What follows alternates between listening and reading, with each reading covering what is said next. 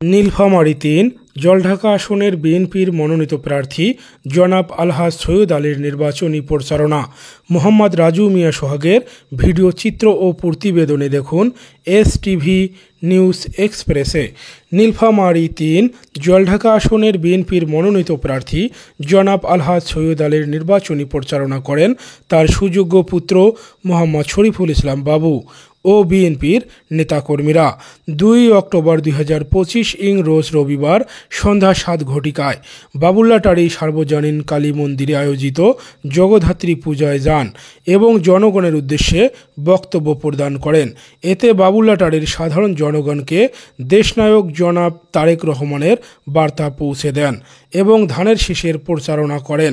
এতে বাবুল্লাটারির সাধারণ জনগণ বলেন, সৈয়দ আলী এর আগে ১০ বছর উপজেলার চেয়ারম্যান ছিল, আমাদের অনেক সহযোগিতা করেছেন।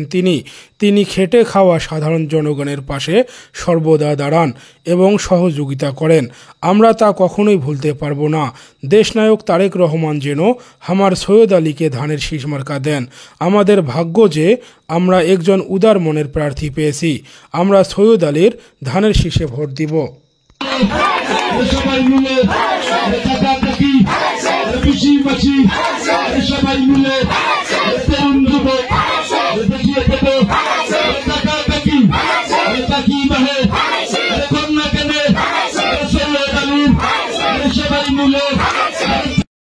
শুভরাত্রি।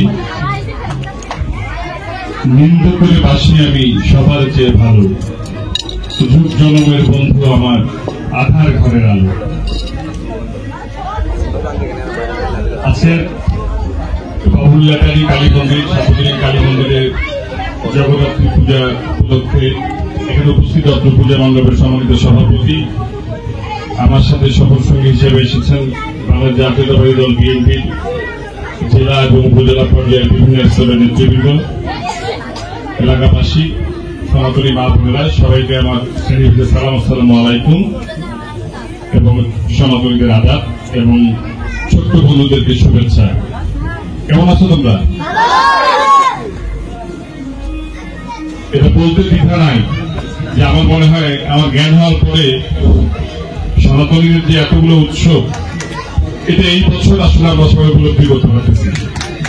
গত ১৬ বছরে তো দুর্গা পূজাই ঠিক মতো আসলে আমরা দেখতাম না, তাই না? এরপরে কালী পূজা, তারপরে জগদ্ধাত্রী পূজা, শ্যামা পূজা, এরপরে লীলা কীর্তন অত্যন্ত সুন্দর এবং সুষ্ঠুভাবে হচ্ছে না? তো আসলে দায়িত্ব যদি আমাদের কাছে আসে, আমরা এই ভ্রাতৃত্বের বন্ধন এবং সামাজিক জীব হিসেবে আমাদের যে দায়িত্ব, সামাজিক শৃঙ্খলা রক্ষা করা, নিরাপত্তা বিধান রক্ষা করা এবং প্রত্যেকটি মানুষকে ধর্মের ভিত্তিতে না দেখে, কোন মতের ভিত্তিতে না দেখে মানুষকে মানুষ হিসেবে যাতে আমরা ট্রিট করতে পারি, মানুষকে মানুষ হিসেবে যাতে আমরা মূল্যায়ন করতে পারি, ঢাকাবাসী যারা আমরা আছি তারা যেন একে অপরকে বুঝেই, এটাই যেন থাকে আমাদের কমিটমেন্ট, এটাই যেন থাকে আমাদের কি একদম পরিষ্কার বার্তা। এখানে আমরা হিন্দু, মুসলিম বা সনাতনী, বৌদ্ধ, খ্রিস্টান এইভাবে মানুষকে ভাগ করতে চাই না। এখানে একটু আগেই রশিদুল স্যার সুন্দর বক্তব্য দিয়েছেন। তারপর আমি বলতে চাই যে আমরা জাতীয়তাবাদী দল বিএনপির চেয়ারপারসন বেগম খালেদা জিয়া কিন্তু অনেক আগেই বলেছেন, খুবই পরিষ্কার ভাবে, এটা নিয়ে ওই সময় অনেক ব্যঙ্গ করেছেন। ধর্ম যার যার, উৎসব তার তার, ধর্ম যার যার, উৎসব তার তার, আর দেশটা আমাদের সবার। যতই বলি অনেকের মতো যে উৎসব সবার, কিন্তু উৎসবে যদি আমরা ভিতর দিক দিয়া কোন কলকাঠি নারী উৎসবটাকে উৎসবের মতো করতে না দেয়, তাহলে কি উৎসব সবার হলো? কিন্তু আমরা যদি চিন্তা করি দেশটা আমাদের সবার, তাহলে কিন্তু এটা আমাদের অত দায়িত্ব চলে আসে যে ওনাদের ধর্মীয় উৎসব যেন আমরা ঠিকভাবে পালন করতে পারি এবং এটা আমাদের নৈতিক দায়িত্ব। ওই জন্য উনি স্পষ্ট অনেক আগেই বলেছেন যে ধর্ম যার যার, উৎসব তার তার, কিন্তু দেশটা আমাদের সবার। আর আমি এখানে আসছি যেহেতু এই পাড়াটা অনেক ছোট ছিল। 2009 সালে যখন প্রথম আসি আমি, এত বড় হয়ে গেছে, আমি হাঁটতে হাঁটতে তো শেষ হয়ে গেছে না, ভিতরে কি আরো গেছে কিনা আমি জানি না। ভাই 350টা ভোট আছে।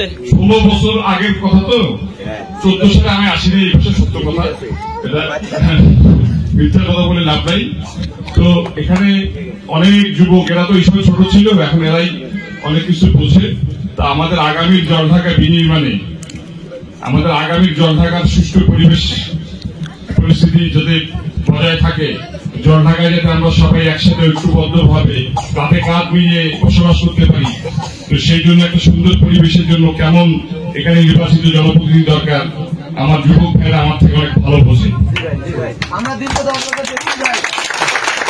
তো আমি আপনাদের সন্তান হিসাবে, কারো বড় ভাই হিসাবে, কারো ছোট ভাই হিসাবে আপনার কাছে দাবি, যারা আপনাদের সৈয়দুল সাহেব, উনি 10 বছর আপনাদের উপজেলা চেয়ারম্যান ছিলেন, উনি কেমন ভাবে দায়িত্ব পালন করেছেন আপনারা সবাই জানেন।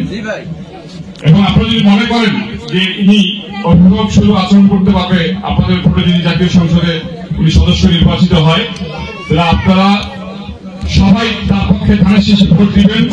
এবং আমার সনাতনী মা বোন যারা আছে, তারা যেন সময় মতো সেন্টারে যে ধানের শীষে ভোট দেয়। এবং সবচেয়ে বড় কথা হচ্ছে এই যে একজন মা বোনদের কিন্তু, বিশেষ করে সনাতনী মা বোনদের কিন্তু বাড়ি থেকে বের হওয়া একটু ঝামেলা।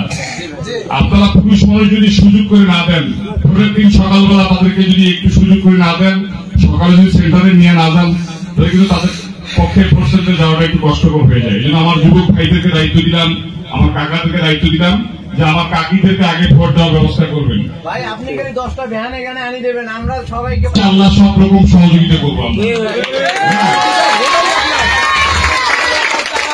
এটা আমাদের জন্য না, আমার জন্য না, আমাদের সকলের জন্য, আগামীর জলঢাকা বিনির্মাণের জন্য এবং আগামীর বাংলাদেশ বিনির্মাণের জন্য। আমি আমার বক্তব্য এখানে দীর্ঘায়িত করবো না, আপনাদেরকে এতটুকু বলে গেলাম যে আমি এখানে আসতে পারি না পারি, আপনার ছেলেরা ভাইসেরা কিন্তু আমরা কোথায় থাকি ওরা কিন্তু জানে।